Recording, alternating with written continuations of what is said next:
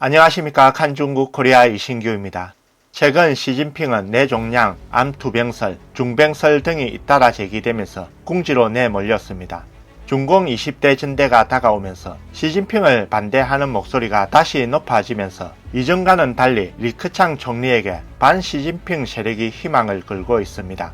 전문가들은 시진핑의 몸 상태가 나빠지자 적대적인 파벌이 끊임없는 추격과 자료를 방출한 게 틀림없다고 분석합니다. 그러나 해외 폭로가 잦을수록 중공 당내 투쟁은 험악해졌다는 것을 보여주는 것입니다. 중공 정권이 깡패 집단이라는 실체는 더욱 드러납니다. 유명 평론가 연춘꺼우는 시진핑이 막다른 골목에 몰리면서 중공의 대세가 기울었다고 전했습니다.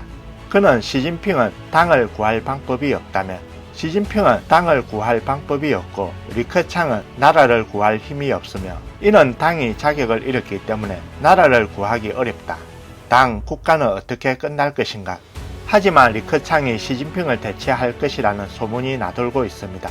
유력 인권 변호사이자 농객인 청광청은 많은 사람의 일방적인 바람이라며 궁중비하를 근거 없이 말하는 것은 공연불에 불과하다고 했습니다.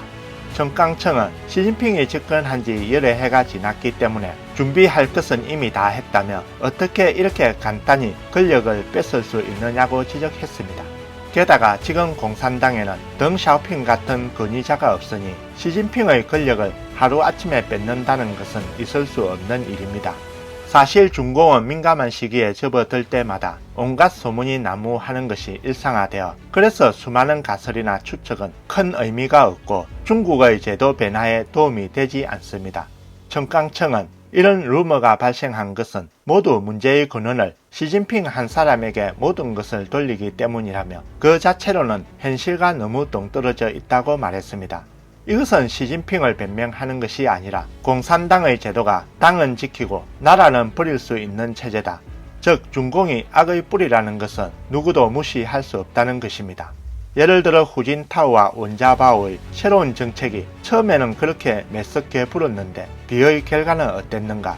지금 상하이는 이미 대기근의 그런 상황으로 돌아갔다.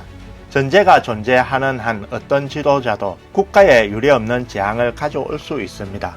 하지만 사람이 바뀌면 좋겠다고 생각하는 것은 비현실적입니다. 상하이 시민들은 다시 배고픔을 느꼈습니다. 다음에 베이징에서도 비슷한 상황이 벌어지지 않을까요? 공산당이 중국을 몇십 년 전으로 되돌리려 한다면 누가 막을 수 있겠습니까?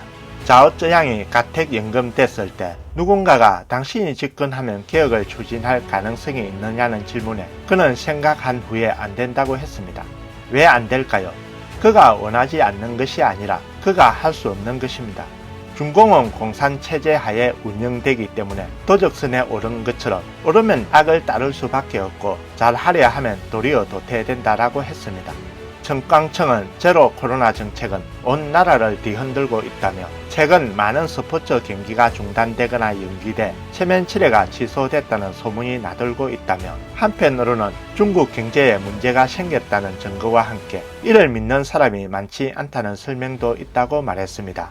예컨대 상하이 시민들은 집에 틀어박혀 있는데 올림픽이 열릴지 아시아 경기가 열릴지는 중요하지 않고 주택담보대출과 냉장고에 있는 음식으로 며칠 동안 버틸 수 있는지가 더욱 중요합니다. 게다가 국제정세는 근본적인 변화를 겪었습니다. 공산당이 세계 각국이 아련하는 만방내조의 국세를 이루려고 했지만 이미 물 건너갔고 베이징 동계올림픽은 엄청난 비용을 들였지만 결국 서방 세계의 보이콧을 당했습니다. 중공은 2008년 베이징 하계올림픽과 같은 상황은 다시 오지 않을 것입니다. 지금까지 중공은 쉽게 승리를 얻었지만 이미 그 운은 다 사라져 다시는 오지 않을 것입니다. 청광청은 정상적인 사회에서는 국가가 위기에 직면하면 권력을 이양하거나 개혁하여 위기를 극복할 수 있다. 그러나 중공은 중국의 문제를 진정으로 해결할 생각도 한 적 없고 할 수 있는 능력도 없다.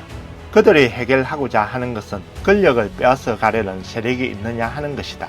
이것이 중공의 주요 관심사이다 라고 말했습니다. 그러므로 중공이라는 체제 하에서 모든 사람은 눈앞의 이익만을 위해 하루하루를 살아가고 있기 때문에 중공에게 큰 희망을 가질 필요가 없습니다. 이상적이고 포부적인 사람들은 중공 체제 내에서 사망한 지 오래입니다.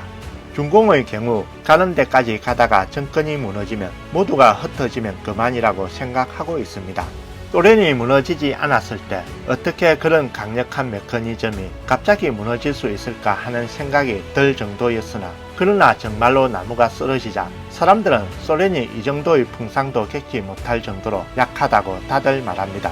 중국도 마찬가지로 중공 체제 안에 있는 사람들은 체제의 사악함과 일격도 견디지 못한다는 것을 잘 알고 있을 것입니다. 청강청은 또 중공 전제 체제가 상당히 경직돼 있어 적극적인 것이 없기 때문에 중공 내부의 허무맹랑한 소문을 읽는 데만 집중하지 말고 중공을 역사로 만들 적절한 방법을 찾아야 한다고 지적했습니다. 오늘 뉴스는 여기까지입니다. 구독과 좋아요는 격려입니다. 공유는 나눔의 시작입니다. 시청해 주셔서 감사합니다.